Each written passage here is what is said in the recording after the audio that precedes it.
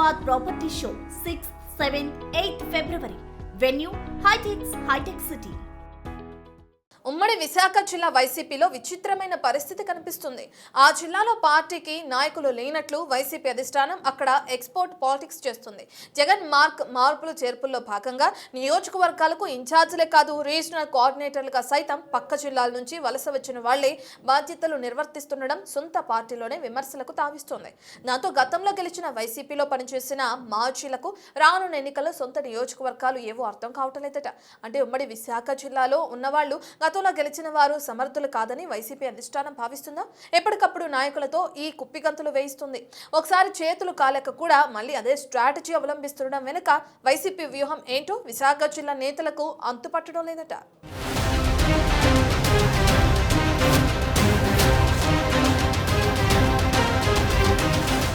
AP రాజకీయాల్లో ఉమ్మడి విశాఖ జిల్లాకు ప్రత్యేక స్థానం ఉంది. విశాఖ ఏపీ ఆర్థిక రాజధాని కావడంతో పాటు పారిశ్రామికంగా కూడా వేగంగా అభివృద్ధి చెందుతున్న ప్రాంతం. అభివృద్ధిలో మాత్రమే కాదు, రాజకీయ పరంగా కూడా అందరి చూపు విశాఖ వైపే ఉంటోంది. అలాంటి కీలకమైన విశాఖ జిల్లాలో వైసీపీకి నాయకులే కరువైనట్లుగా కనిపిస్తోంది. గత ఎన్నికల్లో నియోజకవర్గాల అభ్యర్థులను ఇష్టానుసారంగా మార్చేసి ప్రయోగాలు చేసిన వైసీపీ ఘోర పరాజయాన్ని మూటగట్టుకుంది. సిట్టింగ్ ఎమ్మెల్యేలు, మంత్రులను సైతం సొంత సెగ్మెంట్ల నుంచి ఎక్కడెక్కడికో మార్చేసింది.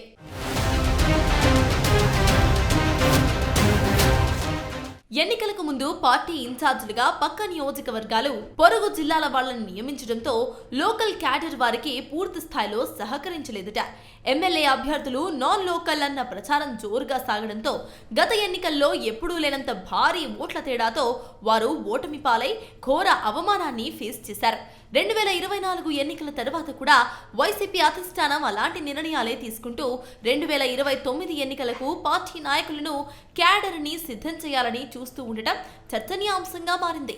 ఎన్నికలకు పార్టీ అధిష్టానం, కింది స్థాయి క్యాడర్ సిద్ధంగా ఉన్నా బరిలో నిలవాల్సిన అభ్యర్థులు నాన్ లోకల్ అవడంతో భవిష్యత్తుపై తెగ బెంగ పెట్టుకుంటున్నారట.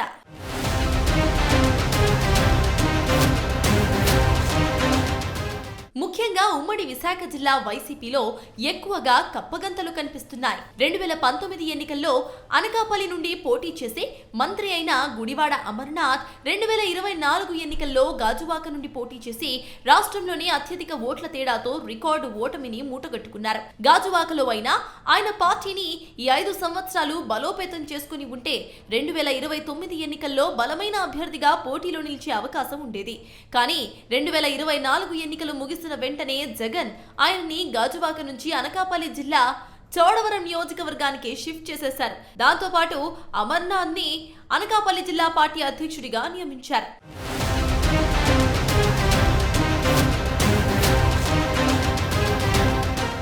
గుడివాడ అమర్నాథ్ ను అనకాపల్లి జిల్లా అధ్యక్షుడిగా నియమించడంతో పాటు అనకాపల్లి నియోజకవర్గం ఇన్ఛార్జిగా నియమించి ఉంటే గతంలో మంత్రిగా పనిచేసిన అనుభవంతో క్యాడర్ ను సమన్వయం చేసుకునే అవకాశం ఉండేది. కానీ పక్కనే ఉన్న చోడవరం నియోజకవర్గం నుండి కరణం ధర్మశ్రీని తప్పించి గుడివాడ అమర్నాథ్ ను దానికి ఇన్ఛార్జ్ ని చేశారు. దాంతో ఎక్కడ క్యాడర్ ను సమన్వయం చేసుకోలేక మాజీ మంత్రి తెగ ఇదైపోతున్నారట.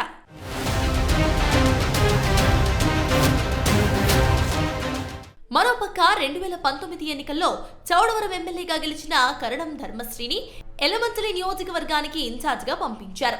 దాంతో 2024 వరకు ఎలమంచలి ఎమ్మెల్యేగా పనిచేసిన కన్నబాబు రాజుకు నియోజకవర్గమే లేకుండా పోయింది. కరణం ధర్మశ్రీకి సొంత అనుచర వర్గం అంతా కూడా చౌడవరంలో ఉంది. మరి ఎలమంచలిలో కరణం ధర్మశ్రీకి మాజీ ఎమ్మెల్యే కన్నబాబు అనుచరగణం ఎంతవరకు సహకరిస్తుంది అనేది సమాధానం లేని ప్రశ్నగా మారింది. క్యాడర్ అంతా కూడా వైసీపీని, జగన్ ను చూసి ఓటు వేస్తారని అనుకునే పరిస్థితి లేదని గత ఎన్నికల్లో తేలిపోయింది. అభ్యర్థులను బట్టే జయ అపజయాలు ఉన్న పరిస్థితుల్లో వైసీపీ తిరిగి ఇన్ఛార్జీలతో కప్పగంతులు వేయిస్తూ ఉండటం పార్టీ శ్రేణులకే మింగుడు పడడం లేదట.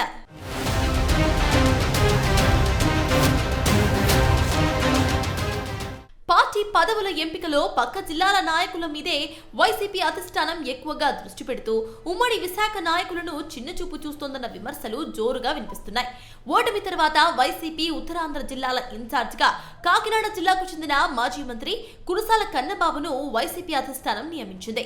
వైసీపీ పార్టీ ఆవిర్భావం నుంచి ఉత్తరాంధ్ర జిల్లాల రీజనల్ కోఆర్డినేటర్లుగా విజయసాయిరెడ్డి, ఆ తర్వాత వైవి సుబ్బారెడ్డి వ్యవహరించారు. వారితో పాటు ఇప్పుడు మాజీ మంత్రి కురసాల కన్నబాబు కూడా ఉత్తరాంధ్రకు స్థానికేతరులే. దాన్ని బట్టి చూస్తూ ఉంటే ఉత్తరాంధ్ర జిల్లాల రీజనల్ కోఆర్డినేటర్గా వ్యవహరించడానికి విశాఖలో కానీ ఉత్తరాంధ్ర జిల్లాలో కానీ నుండి కానీ సమర్థమైన నాయకుడు లేడని వైసీపీ అధిష్టానం భావిస్తున్నట్లుగా కనిపిస్తోంది.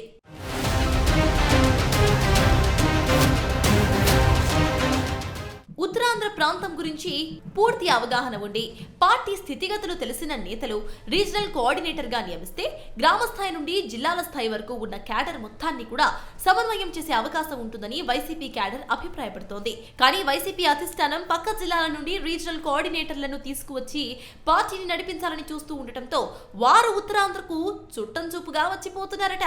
జగన్ పిలుపునిచ్చిన పార్టీ కార్యక్రమాలు నిర్వహించి మాయమవుతున్నారట. దీంతో పూర్తి స్థాయిలో నియోజకవర్గాల స్థాయిలో ఉన్న పార్టీ సమస్యలు పక్క జిల్లాల నుండి వచ్చిన నాయకులకు అర్థం కావటం లేదనే విమర్శలు గట్టిగానే వినిపిస్తున్నాయి.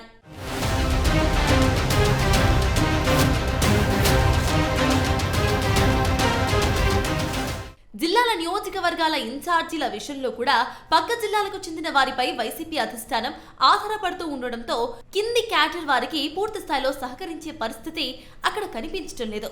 విశాఖ జిల్లాలో అత్యంత కీలకమైన భీమిలి నియోజకవర్గానికి బొత్స సత్యనారాయణ మేనల్లుడు విజయనగరం జిల్లా పరిషత్ చైర్మన్ మచ్చి శ్రీనును ఇన్ఛార్జిగా నియమించారు. పాయకరావుపేట నియోజకవర్గం ఇన్ఛార్జిగా ఉమ్మడి శ్రీకాకుళం జిల్లా రాజా మాజీ ఎమ్మెల్యే కంబాల జోగులను ఇంపోర్ట్ చేశారు. దాంతో ఉమ్మడి విశాఖ జిల్లాలో ఎమ్మెల్యే స్థాయి నేతలు వైసీపీలో లేరా?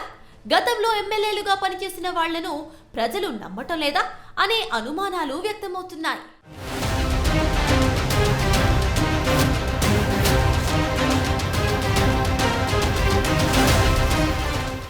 ముందు నుంచి ఆయా నియోజకవర్గాల్లో క్యాడర్ని బిల్డప్ చేసుకున్న నాయకులను ఇన్ఛార్జ్లుగా తప్పించి సంబంధమే లేని స్థానాలకు పంపిస్తూ ఉండడంతో వైసీపీలో కప్పగంతలాట కనిపిస్తోందని రాజకీయ విశ్లేషకులు భావిస్తున్నారు.